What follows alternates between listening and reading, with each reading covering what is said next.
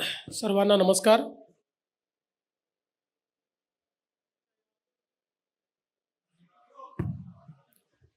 आजच्या या पत्रकार परिषदेमध्ये आपल्या सर्वांचं मी स्वागत करतो. आमचे प्रदेशाध्यक्ष रवींद्र चव्हाणजी आणि मुंबई अध्यक्ष अमित साटमजी हे देखील या ठिकाणी उपस्थित आहेत. आज विशेषतः देशाचे माननीय प्रधानमंत्री श्री नरेंद्र मोदीजी यांनी 12 वर्ष आपल्या कारकिर्दीला पूर्ण केले आणि हे करत असताना 4398 दिवस हा जो काही यापूर्वी लॉन्गेस्ट सर्व्हिंग इलेक्टेड प्राईम मिनिस्टरचा रेकॉर्ड होता माननीय पंडित जवाहरलाल नेहरूंचा, तो रेकॉर्ड मुळात नवीन कीर्तिमान स्थापित केला आणि देशाच्या इतिहासातले सर्वाधिक काळ कार्यरत असणारे निर्वाचित पंतप्रधान म्हणून मोदीजींनी हा कीर्तिमान स्थापित केलाय. मी पहिल्यांदा तर महाराष्ट्राच्या 14 कोटी जनतेच्या वतीने माननीय प्रधानमंत्री महोदयांचे मनापासून अभिनंदन करतो. ही कारकीर्द केवळ लांब आहे एवढीच यामुळे ती महत्त्वाची नाही, तर देशाचा चेहरा मोहरा बदलण्याचं काम आणि जगाच्या पाठीवर भारताची पत वाढवण्याचं काम या ठिकाणी केलेलं आहे. आणि NDA आज सर्वात मोठा समूह म्हणून देशाच्या 22 राज्यांमध्ये सरकार चालवतोय. जवळपास देशाच्या 75% भूभागावर आणि 80% नागरिक ज्या भूभागात राहतात अशा भूभागावर आज NDA शासित राज्य आहे.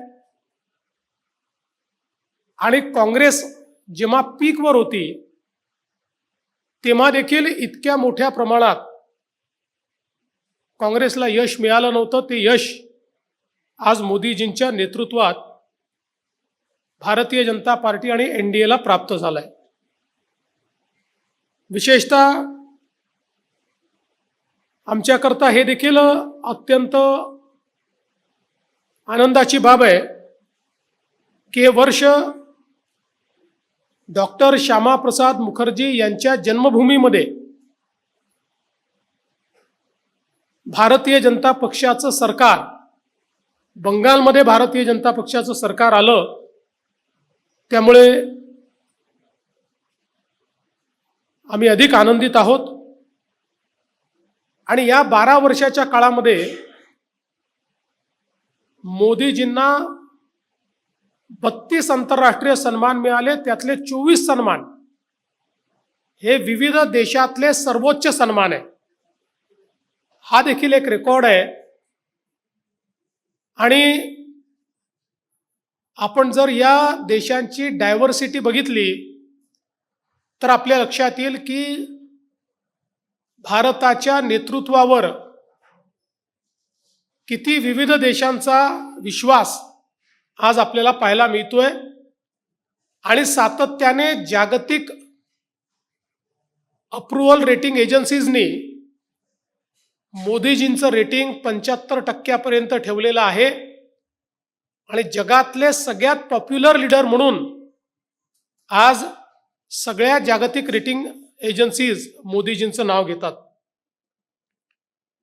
या 12 वर्षामध्ये सगळ्यात महत्त्वाचं काही घडलं असेल तर गरिबी आणि तीव्र गरिबीतून 25 कोटी लोकांना बाहेर काढण्याचं काम मोदीजींनी केलं. आणि संयुक्त राष्ट्रसंघाने देखील हा दशकातला चमत्कार आहे अशा पद्धतीनं या घटनेचा उल्लेख केलेला आहे. 81 कोटी नागरिकांना अन्न सुरक्षा देण्याचं काम मोदीजींनी केलं.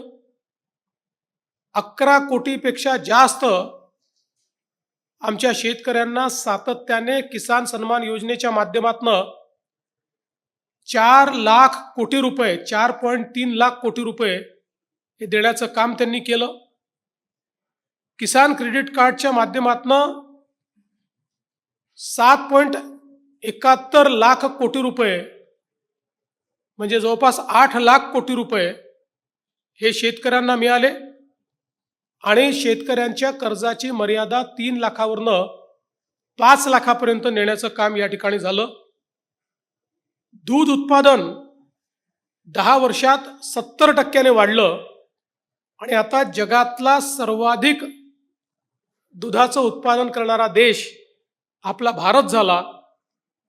जवळपास 1,09,00,000 हेक्टरवर सूक्ष्म सिंचन तयार करण्याचा विक्रम झाला. जनधन योजनेतनं 58 कोटीहून अधिक खाती निर्माण झाली. त्यात 32 कोटी महिलांची खाती आहेत आणि ॲक्टिव्ह खाती आहेत. आयुष्यमान भारतच्या माध्यमातून 60 कोटी लोकांना आरोग्य कार्ड आणि 5 लाखापर्यंतचा उपचार हा मोफत मिळाला.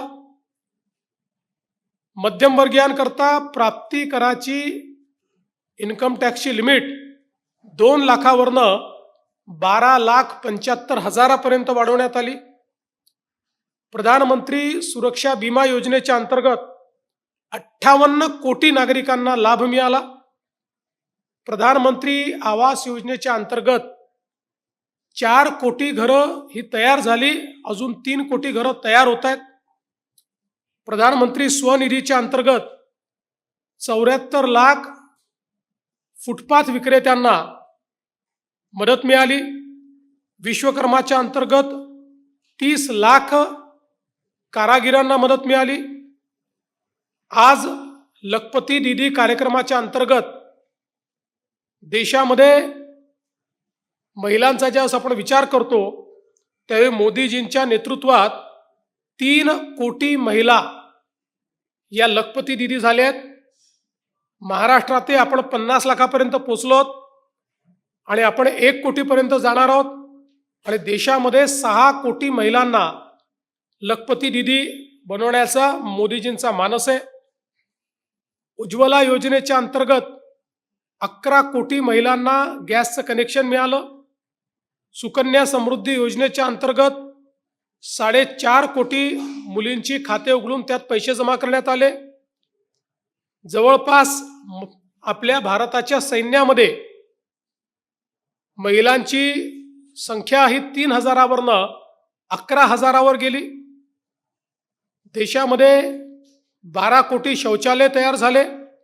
16 कोटी घरांमध्ये शुद्ध पिण्याचं पाणी हे नेऊन महिलांना सशक्त करणे आणि महिला केंद्रित अर्थव्यवस्था करणे हे कार्य मोदीजींनी करून दाखवलं.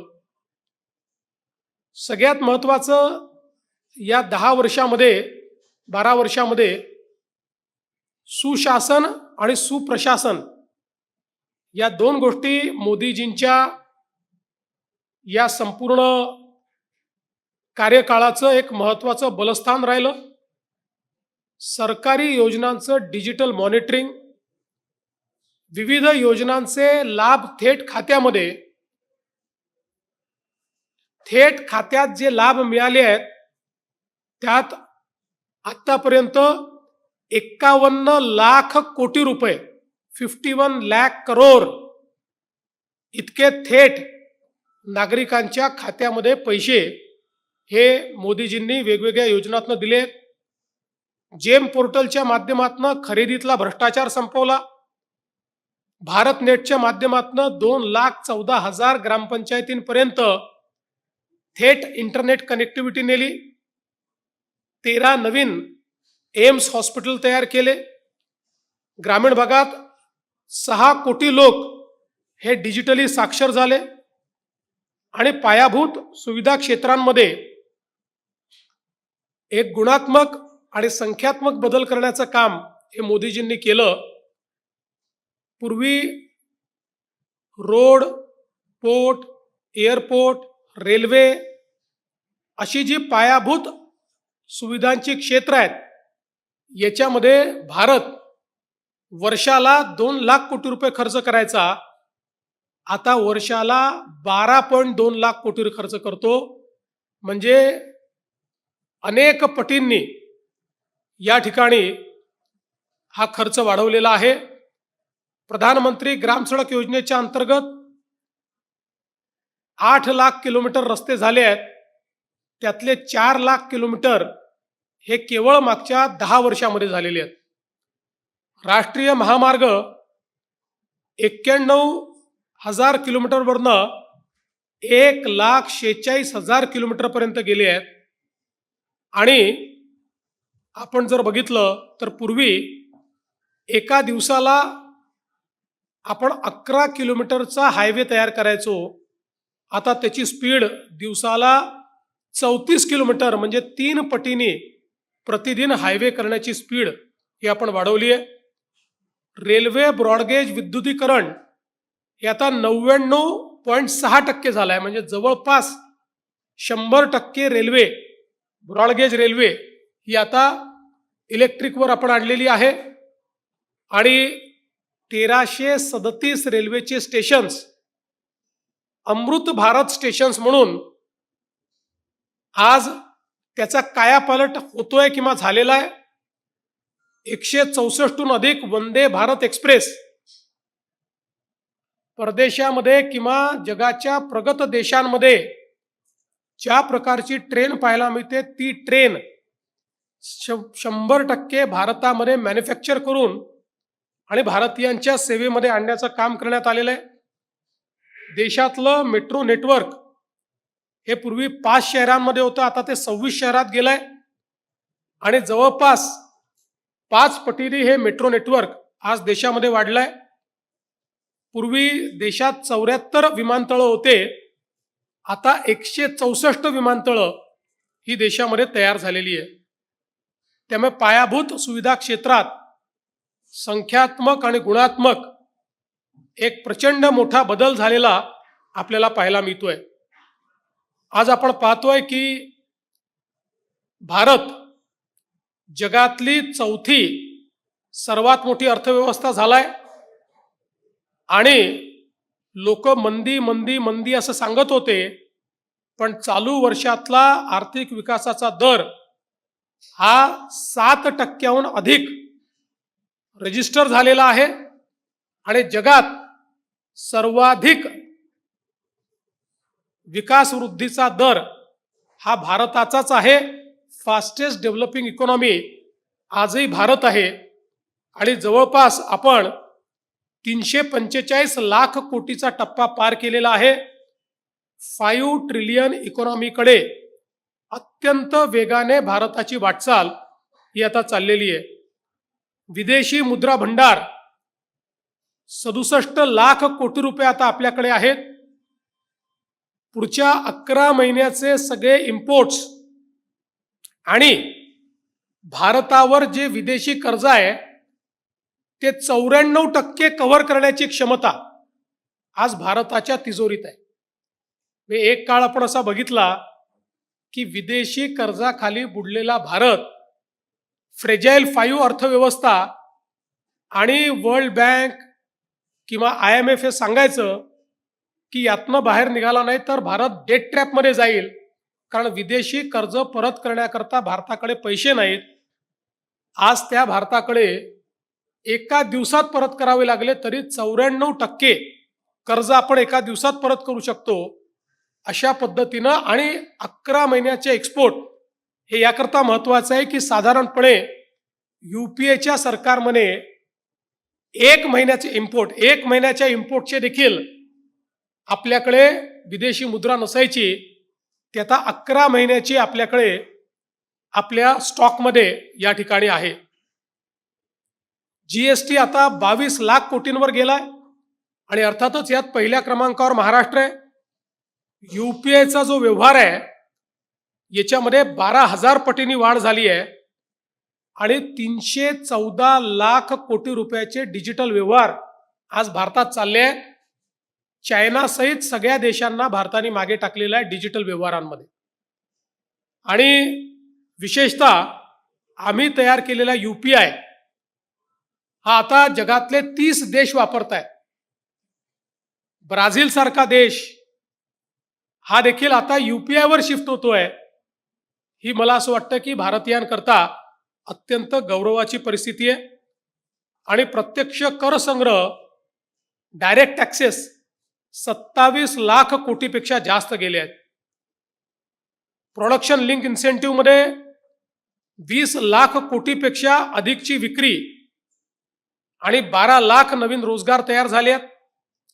मेक इन इंडियामध्ये इलेक्ट्रॉनिक उपकरणं आता 1.9 लाख कोटीवरनं 11.3 लाख कोटीवर गेली आहेत.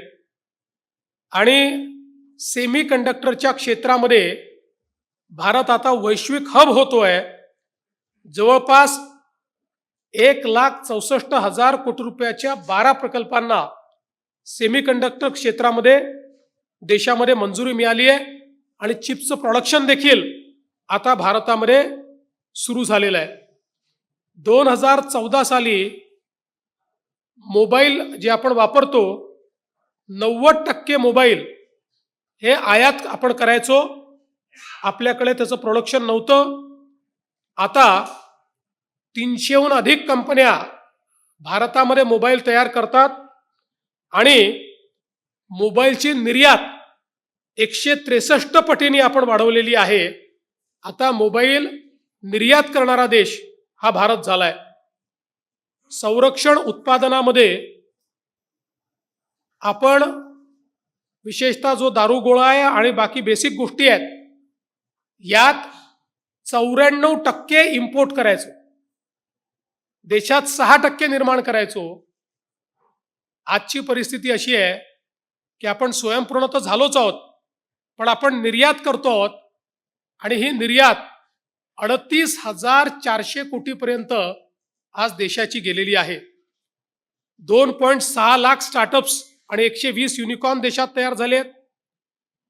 आणि या सगळ्या विकासासोबत मोदीजींनी विकास भी और विरासत भी अशा पद्धतीनं या देशाची अस्मिता आणि देशाचा स्वाभिमान हा पुन्हा उंच केलेला आहे.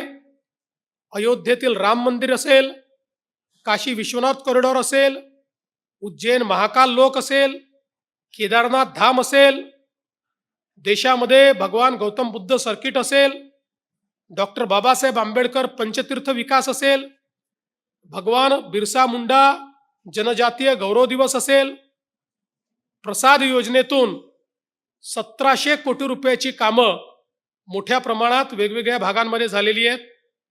आणि आता राजपथ नाही तर कर्तव्यपथ, राजभवन नाही तर लोकभवन, रेस्कोर्स रोड नाही तर लोककल्याण मार्ग, मुघल गार्डन नाही तर अमृत गार्डन, पोर्ट ब्लेअर नाही तर विजयपुरम, अशा पद्धतीनं आज आमची अस्मिता आम्ही पुन्हा जागृत केली आहे.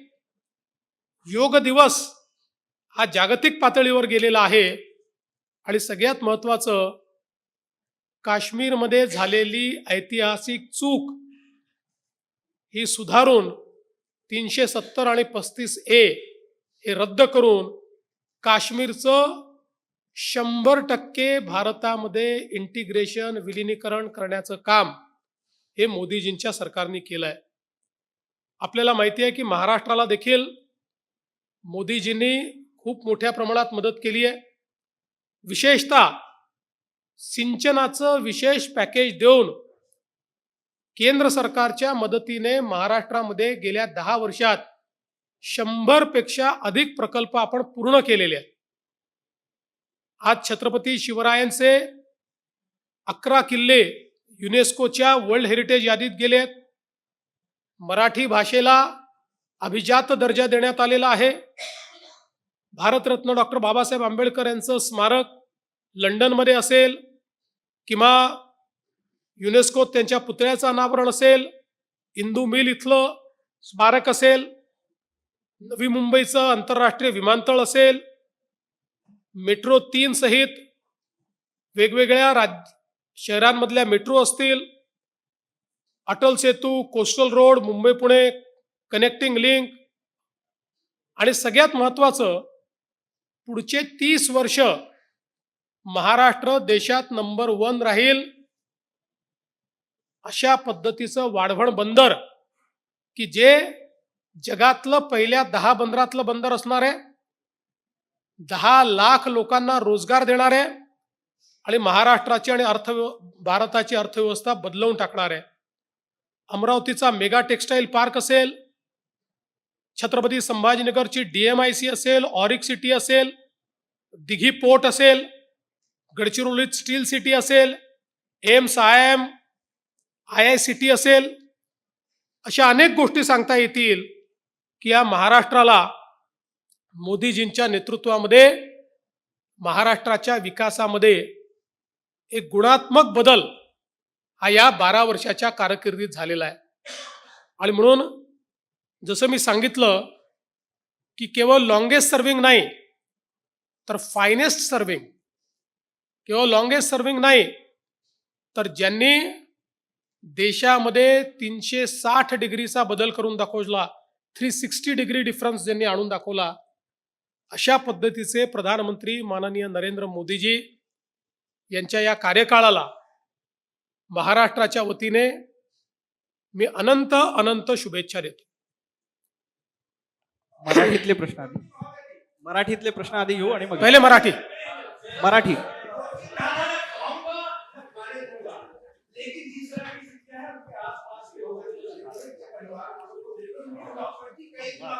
किसकी?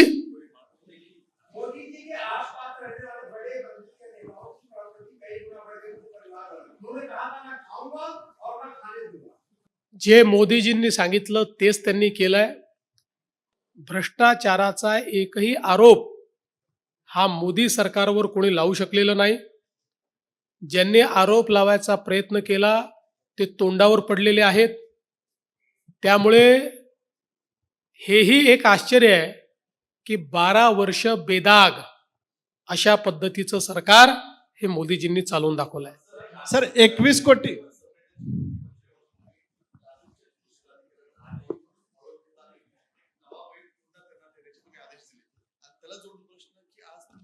वर्षावरती शेतकरी महिलांच्या सक्षमी धोरणासंदर्भात बैठक देखील घेत आहे, या संदर्भात काय सांगता? नाही, असं आहे की जी काही लातूरवरनं बातमी आली होती ती आपल्या सगळ्यांनाच मन हेलावून टाकणारी होती. हा जो परिवार आहे हा भूमिहीन आहे. त्यांनी दुसऱ्याच्या शेतीमध्ये आपल्या बैलजोडीने बटईवर काम घेतलं होतं. त्यातला एक बैल मेल्यानंतर ती महिला त्या ठिकाणी जुंपलेली पाहून आपल्याला सर्वांनाच त्यात वाईट वाटलं. म्हणून तात्काळ आपण जिल्हाधिकाऱ्यांना सांगितलं, त्यांच्या मेलेल्या बैलाचं त्यांना कंपेन्सेशन दिलं आणि एक बैल देखील दिला. आज पुन्हा त्या ठिकाणी आमच्याकडे अशी बातमी आली की दिलेला बैल हा काही योग्य नाही. जिल्हाधिकाऱ्यांना आदेश दिले आहेत की शेतकऱ्यांना बाजारात नेऊन त्यांच्या पसंतीचा बैल त्यांना घेऊन द्यावा. सर तुम्ही म्हणलात की 21 कोटी लोकांना 21 कोटी लोकांना गरिबीच्या रेषेतून बाहेर काढलं, मात्र 80 कोटी लोकांना अन्न सुरक्षा द्यावी लागते हे पण तुम्ही म्हणलात. जर 21 कोटी जर गरिबी रेषेतून बाहेर आले तर मग 80 कोटी अन्नधान्य हे कसं काय द्यावं लागतं? पहिली गोष्ट अशी आहे की 21 नाही 25 कोटी लोक गरिबी रेषेतनं बाहेर आले आहेत. गरिबी रेषेतनं बाहेर आले तरी देखील ते काही एकदम श्रीमंत झाल्यात अशी परिस्थिती नाही आहे. आता ते एक डिसेंट अशा प्रकारचं जीवन जगू शकतात. आणि म्हणून जोपर्यंत ते या परिस्थितीत कायम होत नाही, कारण असं यापूर्वी आपण बघितलेलं आहे की काही लोक गरिबीतनं बाहेर येतात आणि पुन्हा गरिबीत जातात. त्यामुळे त्यांना किमान 2 वेळच्या जेवणाची चिंता करावी लागू नये आणि त्यांनी आहे त्यापेक्षा अधिक सक्षम व्हावं, सरकारच्या योजनांचा लाभ घ्यावा, या दृष्टीनं 5 वर्षाकरता ती योजना चालूच ठेवण्यात आलेली आहे.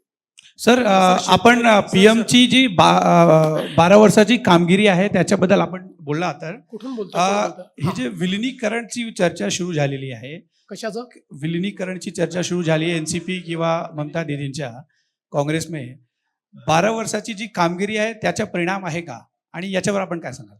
पहिल्यांदा तर या विलिनीकरणाबद्दल बेगानी शादी में अब्दुल्ला दिवाना अशा पद्धतीनं जो काँग्रेसचाही नाही, जो राष्ट्रवादीचाही नाही, तो व्यक्ती बोलतो आणि मग तुम्ही सगळे विलिनीकरणावर चर्चा सुरू करता. पण हरकत नाही. पहिल्यांदा तर मी सांगतो की हे जे काही पक्ष तुम्हाला दिसत आहेत, या पक्षांचे नेते एवढे हुशार आहेत की बुडत्या बोटीमध्ये कोणी पाय ठेवणार नाही.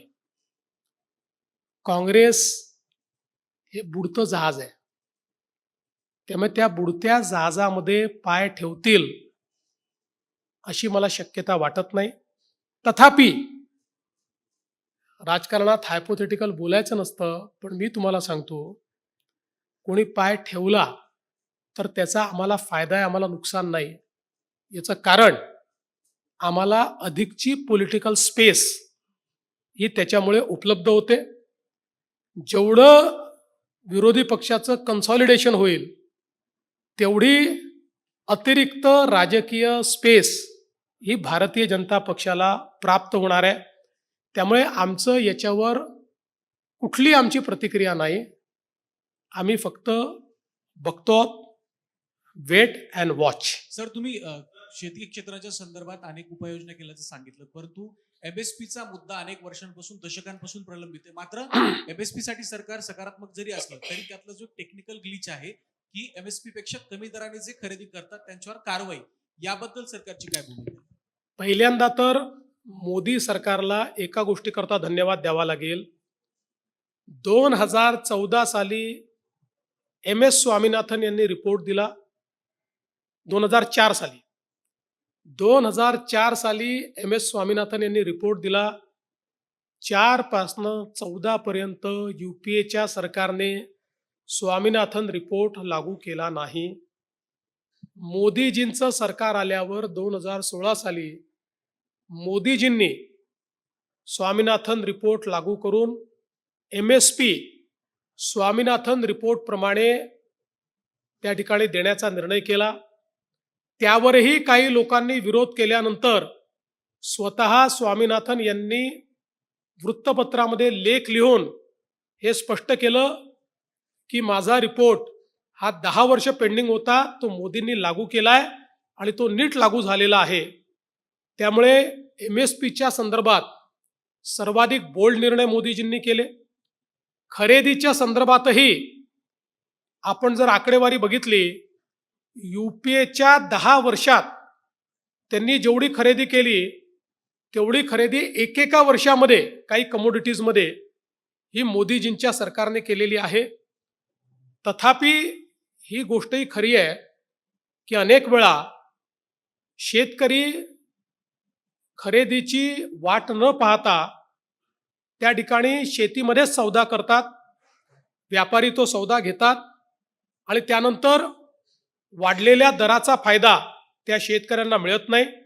म्हणूनच आपण आज आपल्याकडे स्मार्ट सारखी योजना चालवतो, नानाजी देशमुख कृषी समृद्धी योजनेसारखी योजना चालवतो, ज्याच्यामध्ये मोठ्या प्रमाणात गोडाऊन्स तयार करून शेतकऱ्यांना प्रोत्साहित करतो की त्यांनी माल गोडाऊनमध्ये ठेवून त्याच्यावर उचल घ्यावी आणि योग्य भावातच माल विकावा.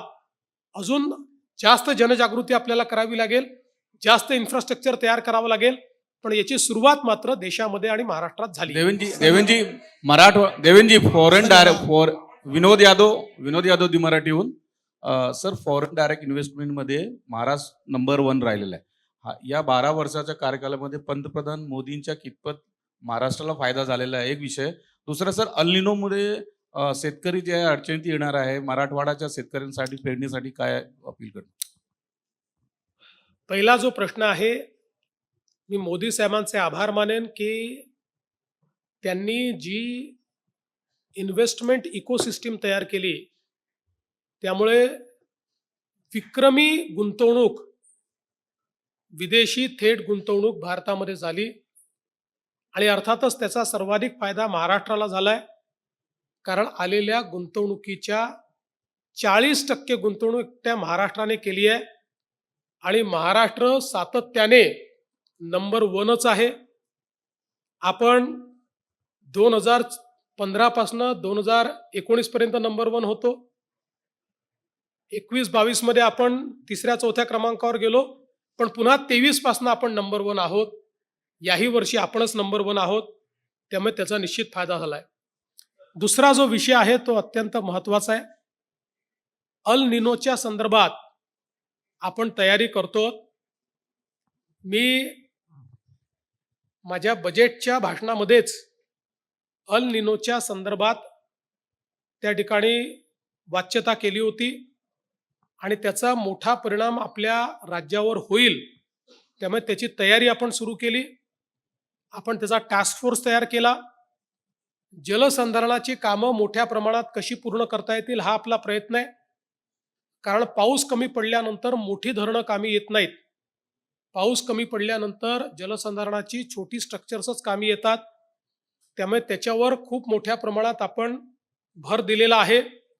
प्रत्येक जिल्ह्याला टार्गेट देऊन ही जलसंधारणाची स्ट्रक्चर्स कशी पूर्ण करायची हे आपण सांगितलंय. चाऱ्याची टंचाई तयार होऊ शकते.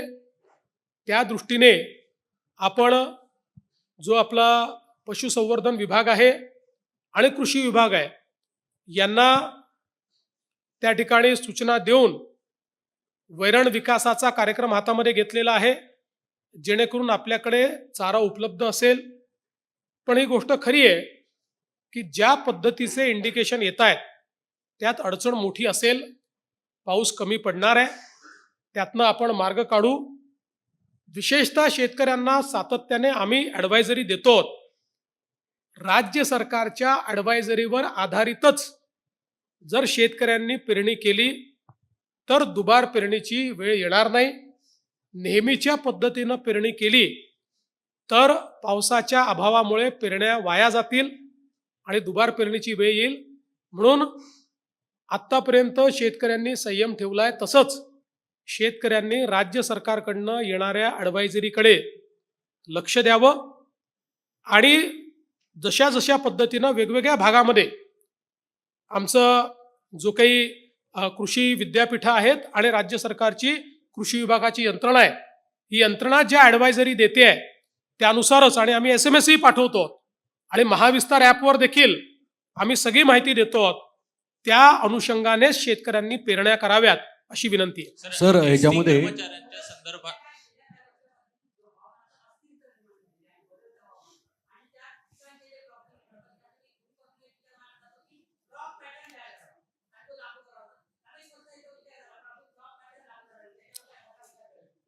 क्रॉपिंग पॅटर्न हा बदलणे आणि तो लागू करणे हे एक जनरेशनल काम आहे. म्हणजे ज्याला 4, 5, 6, 7 वर्ष लागतात. एकदम होत नाही.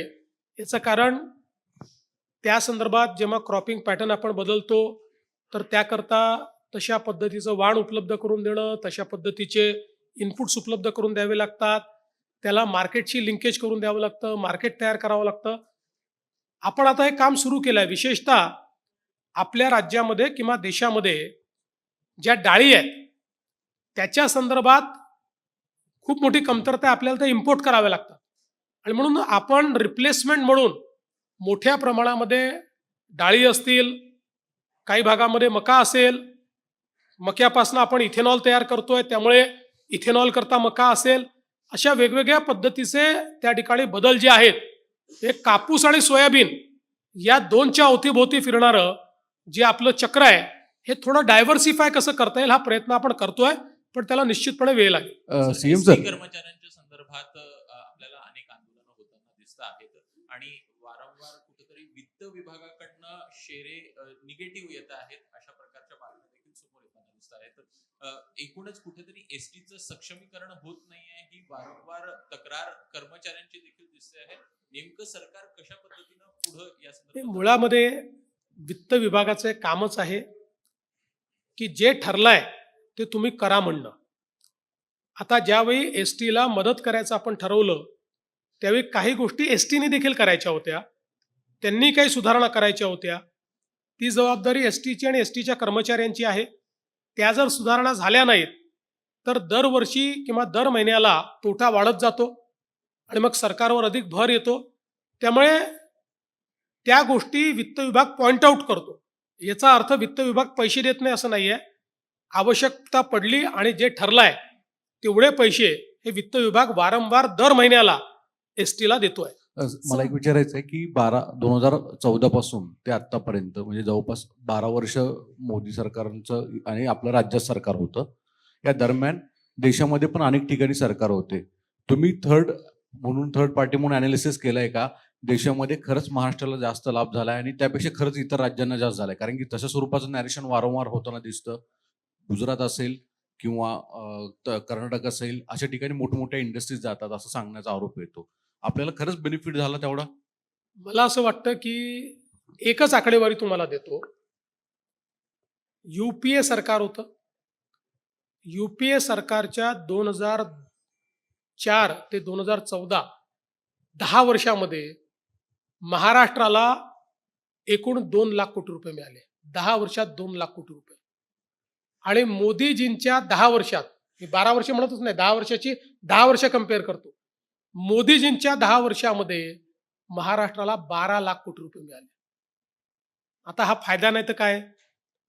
एवढंच नाही तर मी ज्या बळीराजा योजनेचा उल्लेख या ठिकाणी केला, ज्यातनं 100 धरणं आपण पूर्ण केली, संपूर्ण देशामध्ये बळीराजा योजना फक्त महाराष्ट्राला मिळाली.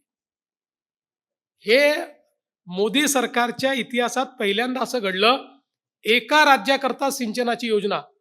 दुसरं, प्रधानमंत्री कृषी सिंचाई योजनेमध्ये देशभरात जेवढी धरणं घेतली, म्हणजे हे बळीराजापेक्षा वेगळं आहे, देशभरात जेवढी धरणं घेतली त्यातली 30% धरणं एकट्या महाराष्ट्राची आहेत, 30%.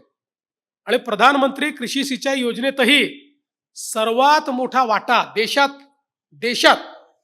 सर्वात मोठा वाटा हा महाराष्ट्राला मिळाला.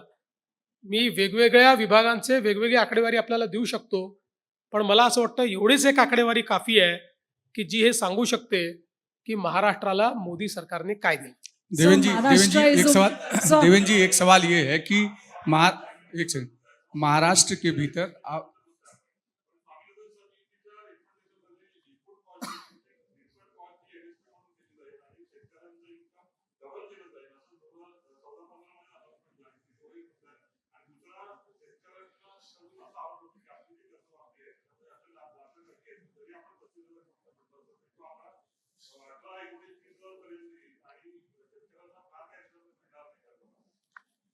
स्वामीनाथनचं मी यापूर्वी देखील सांगितलंय.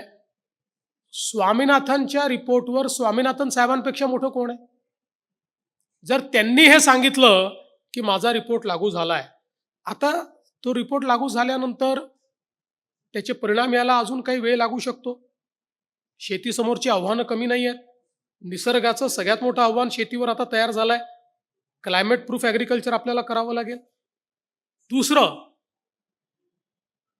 हे जे काही कर्जमाफी आम्ही केलेली आहे, या कर्जमाफीमध्ये कुठल्याही अटी आणि शर्ती आम्ही टाकलेल्या नाहीत.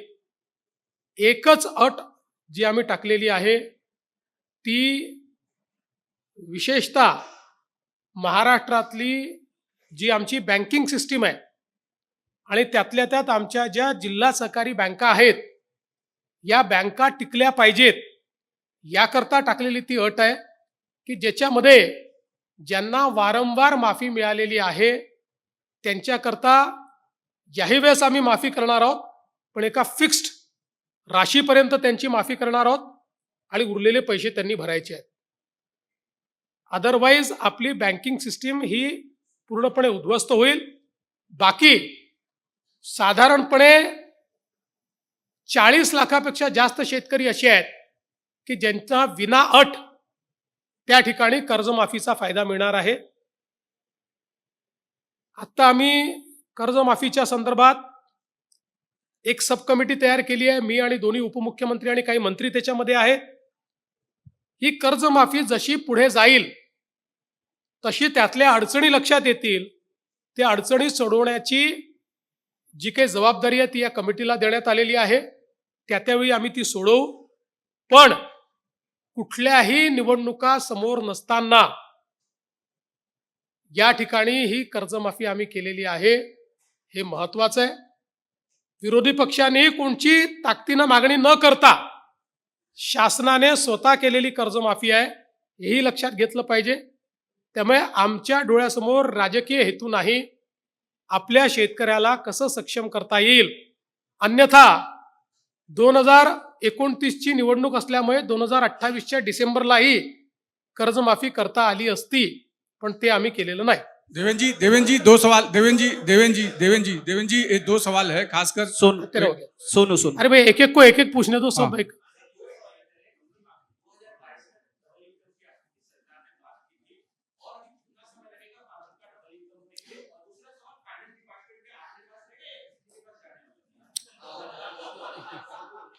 देखिए, पहला जो आपने सवाल किया उसमें त्याच्यामध्ये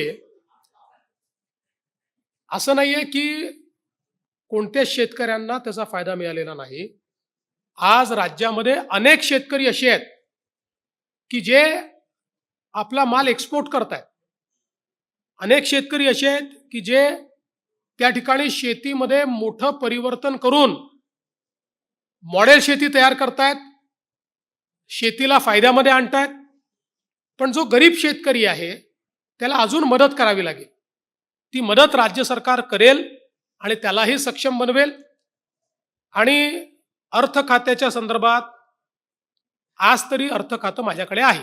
देवेंद्र जी दो सवाल है खास करके महाराष्ट्र को पिछले 12 सालों में केंद्र सरकार की तरफ अरे से भैया अभी मराठी में दे दिया, मैं उसका जवाब वापस नहीं उसमें उसमें दो चीजें एक सेकंड उसके बाद उसके क्या क्या मिला है वो आपने मराठी में बताया. पिछले 2-2.5 साल जो यूपीए के थे उसमें उन्होंने बहुत सारे ऐसे आरोप लगाए थे कि उनको जो जीएसटी का पैसा है वो नहीं मिलता है और तमाम सारी जो दिक्कतें उन्होंने बताई थी, उसमें कितनी सच्चाई थी. दूसरा जो सवाल है कि क्या 12 सालों का साइड इफेक्ट हुआ है, विपक्ष कमजोर और धीरे धीरे सिंक होकर एक दूसरे के साथ जाना शुरू कर दिए हैं क्या उद्धव ठाकरे हो या कहीं पूरे देश भर में. तुम्हालाही काहीतरी बातमी मिळाली पाहिजे म्हणून हिंदीत बोलतो. हिंदी देखिए, जहां तक जीएसटी का सवाल है, अब तो जो पहले 5 साल पूरे हुए और 7 साल पूरे हुए तो कंप्लीट हर राज्य का सीएजी के द्वारा अकाउंटिंग हुआ है. और कोई राज्य ऐसा नहीं है कि जिसको वैट रेजिम से कम पैसा मिला है. कोई राज्य ऐसा नहीं है कि जिसका एक पैसा भी केंद्र सरकार के पास बाकी है. सबको पूरा पैसा मिला है और वैट रेजिम से ज्यादा पैसा ये सबको मिला है.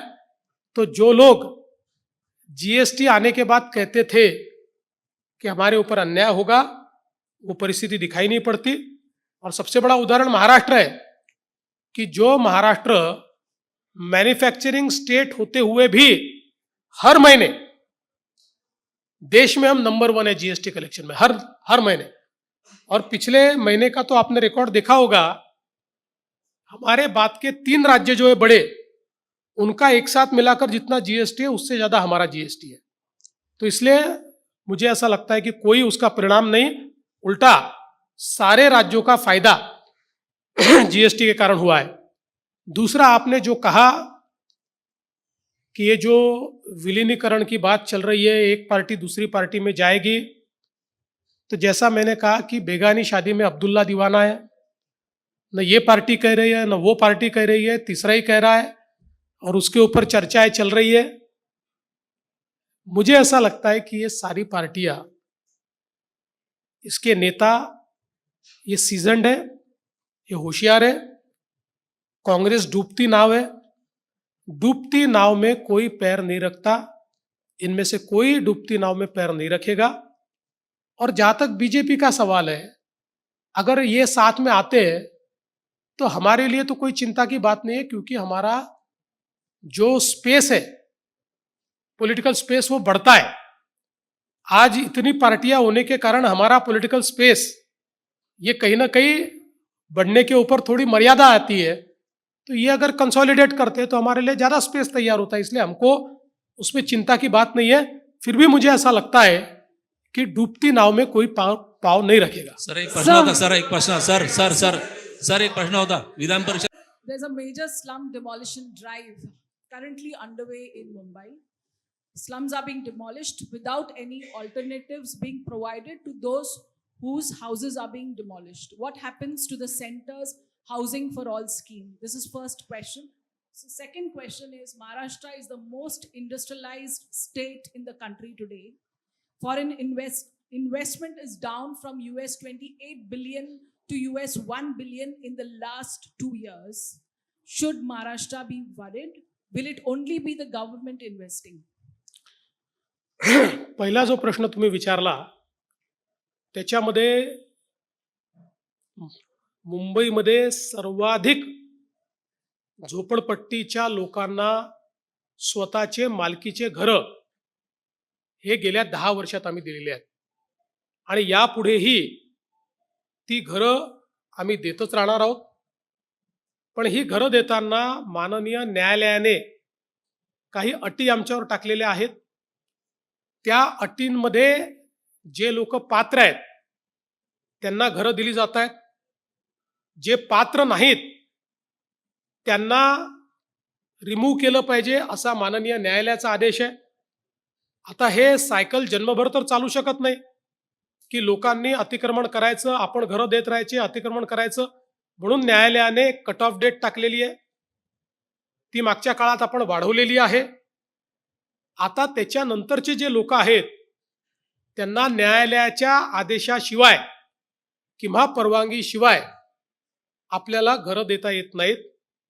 आणि विशेषतः काही ठिकाणी स्पेसिफिकली माननीय उच्च न्यायालयाने टाइम बाउंड पद्धतीनं कारवाई करायला सांगितलेली आहे, त्या पद्धतीनं कारवाई चाललेली आहे। सर एक प्रश्न होता माझा. हा, दुसरा जो प्रश्न आपण विचारला, आज आपण जर बघितलं तर ही गोष्ट खरी आहे की काही प्रमाणात FIIsनी त्या ठिकाणी स्टॉक मार्केटमधनं पैसा काढला, पण हा पैसा जातो कुठे? हा पैसा चाललाय डेटा सेंटरमध्ये। आणि देशामध्ये, भारतामध्ये म्हणजे जगाच्या पाठीवर आज सर्वात जास्त डेटा सेंटर इन्व्हेस्टमेंट कमिटमेंट्स या भारतामध्ये आलेले आहेत। जवळपास आतापर्यंत $40 बिलियन डेटा सेंटरच्या कमिटमेंट्स या वेगवेगळ्या स्टेजवर आहे। आणि मला सांगताना आनंद वाटतो की यातही नंबर 1 महाराष्ट्र आहे। यातल्या जवळपास 55% डेटा सेंटर कमिटमेंट्स या महाराष्ट्रात आलेल्या आहेत। त्यातल्या काहींना आता आम्ही जागा दिलेल्या आहेत, काहींना जागा देण्याची प्रक्रिया चालली आहे, काहींचं बांधकाम देखील सुरू झालेलं आहे।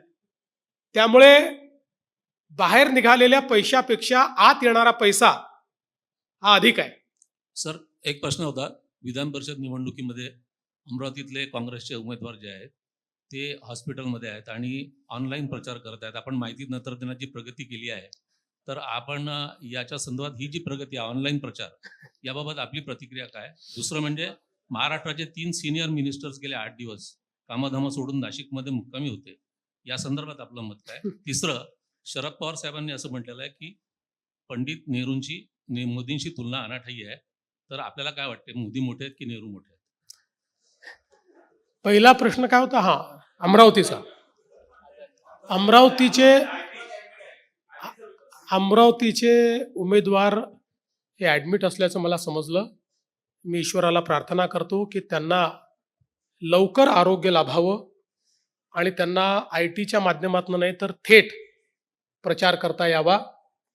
पण आता ITची पण आपण व्यवस्था अशी ठेवलेली आहे की हॉस्पिटलमधने ते सर्वांशी संपर्क करू शकतात आणि प्रचार करू शकतात। फक्त मला असं वाटतं की त्यांनी मतदारांशी संपर्क करायच्या ऐवजी काँग्रेसच्या नेत्यांशी संपर्क केला तर अधिक चांगलं होईल। काँग्रेसच्या नेत्यांना थोडं शांत वाटेल त्यामुळे माझी आपली छोटीशी न मागितलेला सल्ला त्यांना आहे. दुसरं, तुम्ही नाशिकच्या संदर्भात सांगितलं, तर नाशिकच्या गोकुळामध्ये आता शांतता झालेली आहे. हां, गीत गायन आता संपलेलं आहे आणि नाशिक आणि जळगाव या दोन्ही ठिकाणी भाजप सेना एकमेकाचे उमेदवार हे निवडून आणतील. या ठिकाणी जे काही पवारसाहेब म्हणाले त्या संदर्भात माझी प्रतिक्रिया एवढीच आहे की ही जी तुलना होतीये ती नंबर्सची तुलना पहिल्यांदा फक्त केलेली आहे. कोणीही नेहरूजींची आणि मोदीजींची तुलना केलेली नाही. तर मॅटर ऑफ फॅक्ट आहे की जर या देशाच्या पंतप्रधानांनी आत्तापर्यंतचे लॉंगेस्ट सर्व्हिंग जे प्राईम मिनिस्टर आहेत 4,398 दिवस ज्यांनी देशावर राज्य केलं, त्यांचा रेकॉर्ड हा जर मोदीजींनी मोडला आणि त्यापेक्षा जास्त दिवस जर ते पंतप्रधान या पदावर आहेत, तर ते बोलणं काय वावग आहे? त्यात चुकीचं काय आहे? तो रेकॉर्ड तुटलाय, नवीन रेकॉर्ड कायम झालाय. आता महाराष्ट्रामध्ये समजा आत्तापर्यंत फक्त वसंतराव नाईक यांनी 5 वर्ष पूर्ण केले होते, बाकी कुठल्याही मुख्यमंत्र्यांनी केले नाही. त्यानंतर मी पूर्ण केले. आता कोणी जर म्हटलं की वसंतराव नाईकांनंतर देवेंद्र फडणवीसनी 5 वर्ष पूर्ण केले, तर ही काही त्यांच्याशी तुलना थोडी आहे. पंडित जवाहरलाल नेहरू हे आपल्या ठिकाणी आहेत, मोदीजी हे आपल्या ठिकाणी आहेत. आज माननीय मोदीजींनी नवभारताची जी निर्मिती केली आहे, ज्या गतीनं जी स्वप्न स्वातंत्र्याच्या वेळी आम्ही बघितली होती आणि स्वातंत्र्याच्या 60 वर्षानंतरही जी आम्ही पूर्ण करू शकलो नाहीत, ती स्वप्न जर सातत्याने मोदीजी पूर्ण करत असतील तर त्यांची तारीफ केल्यावर किंवा त्यांना शुभेच्छा दिल्यावर कोणाला वाईट वाटायचं कारण नाही, कोणाला राग यायचं कारण नाही. अरे आज दिवस घालवायचा का आपल्याला? अंकुर थे एक शेवट अंकुर जी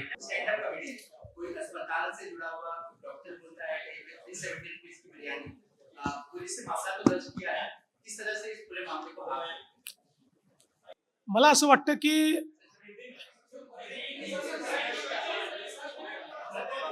तेलगूत बोलतो, तेलगूत. मला असं देतो, हिंदी भी देतो. मला असं वाटतं की आपल्याकडे अभिव्यक्तीचा अधिकार हा प्रत्येक व्यक्तीला भारताच्या संविधानाने दिलाय, पण त्याच वेळी अभिव्यक्तीचं स्वातंत्र्य हे स्वैराचारामध्ये बदलू नये अशा प्रकारची अपेक्षा देखील भारताच्या संविधानाने व्यक्त केली आहे. आणि ज्यावेळी सामाजिक मर्यादा तोडून आपण अभिव्यक्ती करतो त्यावेळी इतरांचं जे स्वातंत्र्य आहे, जे इतरांना डिग्निटीनी राहण्याचं स्वातंत्र्य हे संविधानाने दिलेलं आहे, त्या स्वातंत्र्यावर आपण अतिक्रमण करतो. आणि म्हणूनच मला असं वाटतं की प्रत्येकाला अभिव्यक्तीचा अधिकार आहे. स्टँडअप कॉमेडियन्सला तर आहेच. मी स्वतः स्टँडअप कॉमेडी खूप मोठ्या प्रमाणात ऐकतो, मनोरंजनाचं साधन आहे. पण ते होत असताना मर्यादा काय आहेत या देखील आपण पाहिल्या पाहिजेत. समाजातल्या इतर लोकांच्या डिग्निफाईड जगण्याच्या स्वातंत्र्यावर कोणीच अतिक्रमण करू नये अशा प्रकारची माझी अपेक्षा आहे. अभिव्यक्ति का स्वातंत्र्य भारत के संविधान ने सभी को दिया है, लेकिन उसके साथ साथ इसका दुरुपयोग न हो इस प्रकार की व्यवस्था भी उसी संविधान ने तैयार की है. जब कोई अभिव्यक्ति अमर्याद हो जाती है तो समाज के लोगों के डिग्निफाइड जीने का जो अधिकार है उस अधिकार पर वो आक्रमण करती है. और इस प्रकार का आक्रमण ये हमारे संविधान को मंजूर नहीं है. इसलिए मुझे ये लगता है कि स्टैंड अप कॉमेडी सभी को पसंद है, मैं स्वयं भी देखता हूँ, उससे मनोरंजन भी होता है, लेकिन मनोरंजन करते करते हम समाज की सीमाओं को और डिग्निटी की सीमाओं को अगर उसका उल्लंघन करेंगे तो ये सही नहीं होगा, ये लोगों के ऊपर अन्याय होगा। इसलिए सभी लोग कम से कम जो डिग्निटी के मिनिमम पैरामीटर्स है उसको ध्यान में रखते हुए स्टैंड अप कॉमेडी करे, ऐसा मुझे लगता है। सर एक अंकुर शेवटचा त्यागी, प्रश्न शेवट, होता. अंकुर त्यागी. सर एक शेवटचा प्रश्न तपपूर्ती निमित्त सर विचारायचा आहे. जिसकी शेवटचा लाठी प्रश्न. जिसकी लाठी सर- उसकी भैंस, जिसका माइक सर- उसका प्रश्न। क्या सर तपपूर्ती निमित्त पत्रकार परिषद म्हणून विचारतोय. गेल्या 12 अरे माईक मिळून वर्षांमध्ये- तुझा आवाज येत नाही मला. सर गेल्या 75% राज्यांमध्ये तुम्ही सांगितलं की भाजप आणि एनडीए शासन आहे. 80% भूभाग देखील तुम्ही व्यापलेला आहे. आता खरी स्पर्धा दिसते ती मित्रपक्षांमध्ये दिसते. हे आव्हान पुढच्या 3 वर्षांमध्ये कसं तुम्ही पाहताय? कारण शिवसेना राष्ट्रवादी सोबत होणारा आता सुप्त संघर्ष स्पष्टपणे दिसू लागलेला आहे. जरी एनडीए म्हणून तुम्ही एकत्र जाताय, 100% भाजपचा विचार आता होणार आहे का? मी 75% आणि 80% जे बोललो ते एनडीएचं बोललोय. एनडीए, भाजप नाही. 2029लाही महाराष्ट्रामध्ये महायुतीच निवडणुकीला सामोरी जाईल. आता धन्यवाद. खूप खूप धन्यवाद. हे कदम रुक जाते थे क्यों दुनिया अनजान थी हमारी काबिलियत से, क्यों हम दुनिया से नजर झुकाकर बात करते थे। शक्ति थी, सामर्थ्य था, फिर भी क्यों छाई रही मायूसी। हर सवाल का जवाब मिला एक सुबह जब सूरज उगा रोज की तरह पूर्व से ही, पर गर्व के साथ, उम्मीदों के पर्व के साथ, और प्रारंभ हुई खोया हुआ आत्मविश्वास फिर से पाने की यात्रा। आज किसी ने नील गगन पर फिर से सूर्य सजाया है, युगों युगों के बाद देश का स्वाभिमान लहराया है। मैं नरेंद्र दामोदर दास मोदी ईश्वर की शपथ लेता हूं कि शपथ उठाई एकजुट संकल्पों ने, जिम्मेदारी उठाई देश के कर्णधारों ने, और वचन दिया 140 करोड़ ने कि अब कदम नहीं रुकेंगे, अब आगे ही बढ़ते जाएंगे। ये आशा, ये विश्वास, ये आत्मविश्वास से सपने और उन सपनों के अनुकूल सरकार की नीतियां, सरकार की रीति, सरकार की गति उसको एक नई ताकत दे। ताकत लोक सेवा की, सशक्तिकरण की, राष्ट्र निर्माण की, राष्ट्र प्रथम की भावना की, और ताकत विरासत की।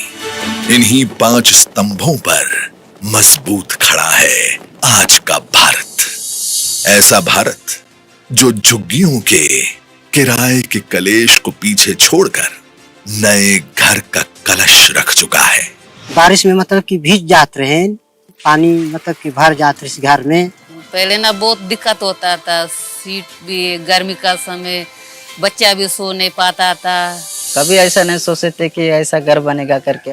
जब हमने पहली बार घर का चाबी लिया तो मेरे को बहुत खुशी महसूस हुआ। जब नया घर मिला है तो पंखा भी है, बहुत खुश हूँ। झोपड़ी में रहते थे बच्चे शर्मिंदगी महसूस करते थे, कच्चे घर में रहते थे बच्चे शर्मिंदगी महसूस करते थे, दबे हुए रहते थे, आत्मविश्वास नहीं था। पक्का घर मिलते ही दीवारें नहीं, पक्की छत नहीं, जिंदगी आत्मविश्वास से भर गई। ऐसा भारत जो कुपोषण को हराकर बचपन को जिता रहा है। ऐसा भारत जो खाली थाली से भरे हुए थैलों तक आ गया है। हाँ, हम उसी भारत की बात कर रहे हैं जहां आजादी के 7 दशक बाद नल लगे थे केवल 3 करोड़ घर में। और हम उसी भारत की बात कर रहे हैं जहां सिर्फ 12 साल में 16 करोड़ घरों में नल आ गए हैं। यहाँ पानी की बहुत दिक्कत रही से, जेकर लिए हम बहुत दूर तक जाते हैं, पर अब घर में नल लग गई है तो बहुत सुविधा हो गई है। ऐसा भारत जहां अन्नदाता अन्न के लिए नहीं तरसता, डर में नहीं जीता। কৃষি ক্ষেত্ৰত আমি দেখিছোঁ প্ৰযুক্তিৰ বিদ্যাৰ মানে প্ৰয়োগৰ ফলত যথেষ্ট উন্নতি হৈছে। किस किसान ने 12 साल पहले सोचा था कि एक दिन मोबाइल की घंटी बजेगी और 6,000 रुपए खाते में आ जाएंगे। बाबूजी के गुजर जाने के बाद ना बेटा एकदम अकेला पड़ गए थे, कभी कर्जा कभी ब्याज। फिर एगो दिन लगा कि कोई अपना भी साथे खड़ा बा, मुसीबत के टाइम भी, बुआई और कटाई के टाइम भी, बीज से लेके बाजार तक, बस ये साथ ऐसे ही निभाते रहिए। किस बुजुर्ग ने सोचा होगा कि जेब में एक कार्ड होगा जिसके अंदर 5 लाख रुपए होंगे। ऑपरेशन आन पड़ने पर कर्जा लेने वाला आम हिंदुस्तानी कब सोच सकता था कि एक दिन ऑपरेशन के लिए 1 पैसा नहीं लगेगा और दवा मिलने लगेगी आधे से आधे दाम में। कुछ साल पहले कोई सोच भी सकता रहो कि जब बिन बुलाए बीमारी घर को घुसाओ, और ये भी कोई सोच सकता था एक दिन 5 लाख तक का इलाज मुफ्त मिल जाएगा, आधे से आधे दाम में दवाइयां मिल जाएगी।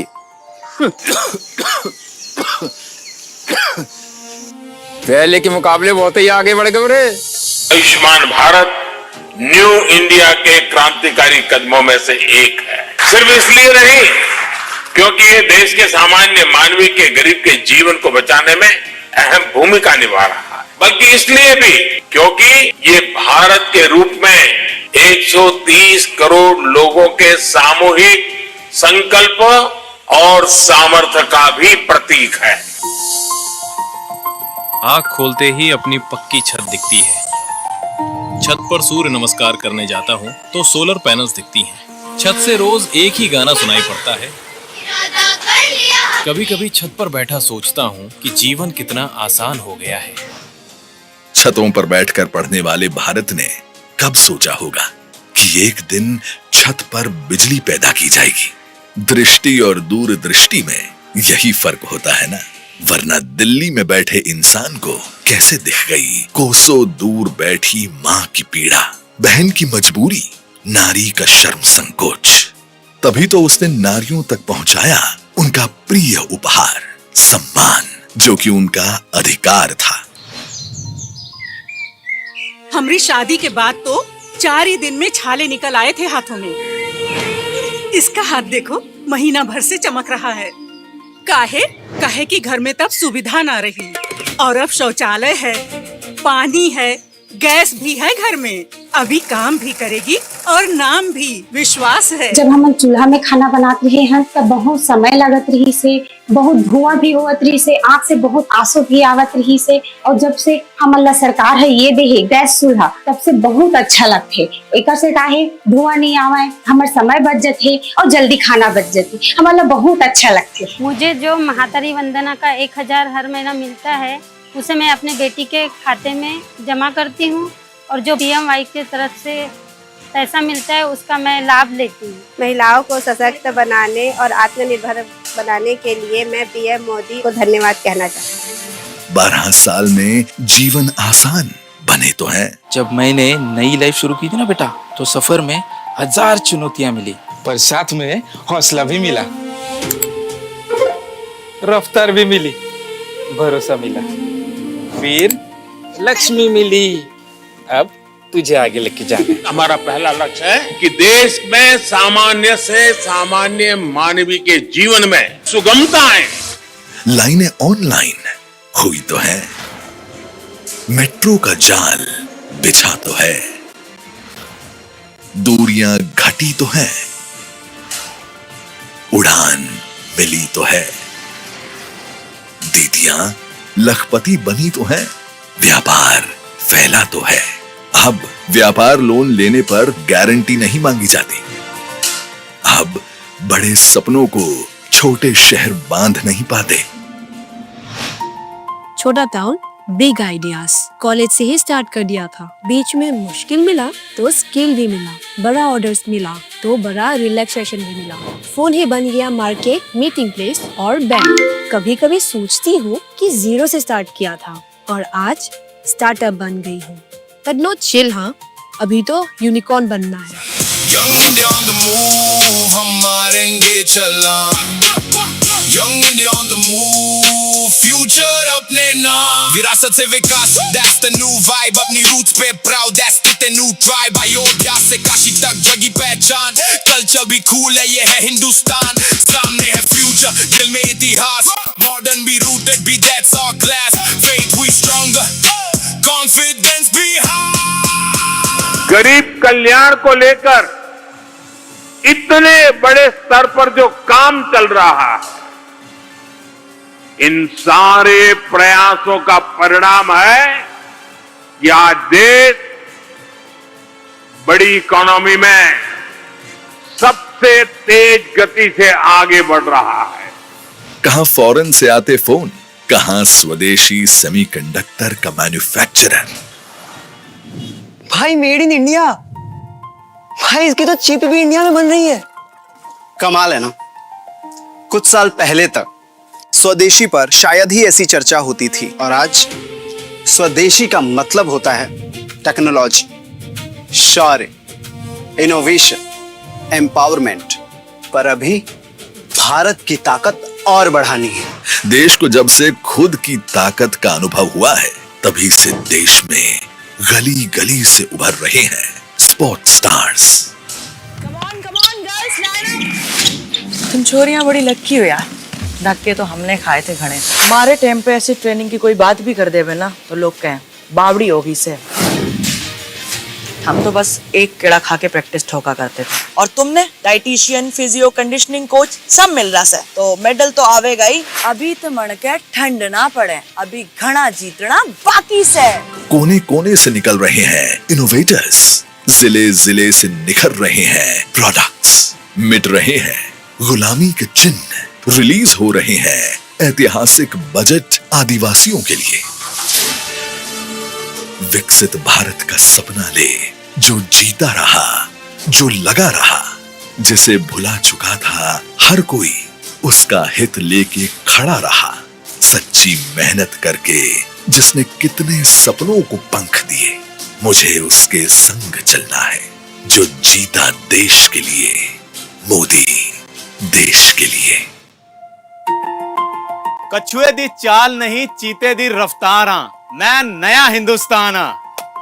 पुत्र, जब मैंने ट्रक चलाना शुरू किया सी ना, सड़कां देख के दिल ही बैठ जाता सी। पर अब देख सड़कें मक्खन जैसी हो गई हैं, वड्डे वड्डे पुल बन गए ने, तभी तो तेरे पापा जी दा धंधा भी वड्डा हो गया है। ले पुत्र, हुन तू खेल। 12 साल से देश में मानो विश्वास बना है बाहर की ज्योति और आत्मविश्वास भीतर की।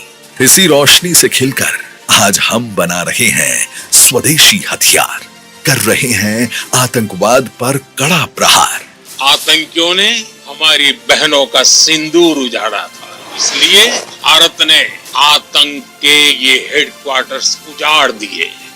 कर चुके हैं नक्सल मुक्त भारत का सपना साकार, कर रहे हैं नारी शक्ति को वंदन, और हो रहा है विश्व में भारत का जयकार। देश की महिलाएं नए और शक्तिशाली भारत के निर्माण में कंधे से कंधा मिला करके चल रही है।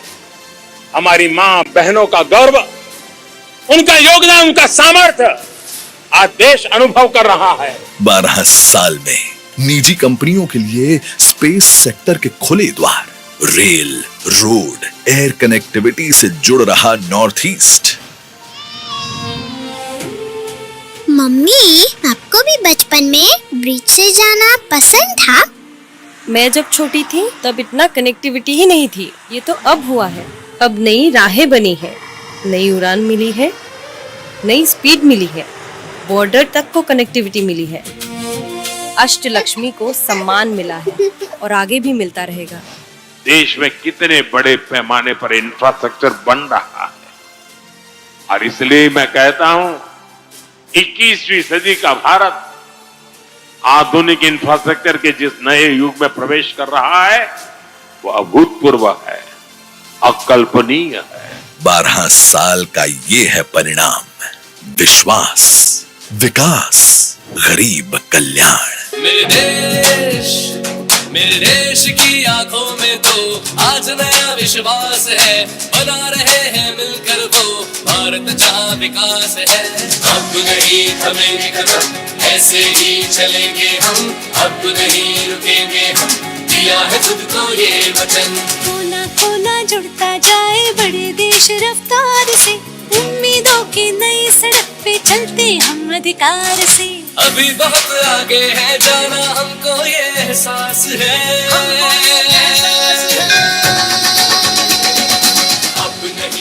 जीडीपी सेंट्रिक अप्रोच के बजाय जीपी सेंट्रिक प्रोग्रेस की तरफ बढ़ रहे हैं। तो इसका अर्थ है ग्रॉस एम्पावरमेंट ऑफ पीपल, संवेदनशील विकास के रास्ते को मजबूत कर रहे हैं, देश की जनता को एम्पावर कर रहे हैं।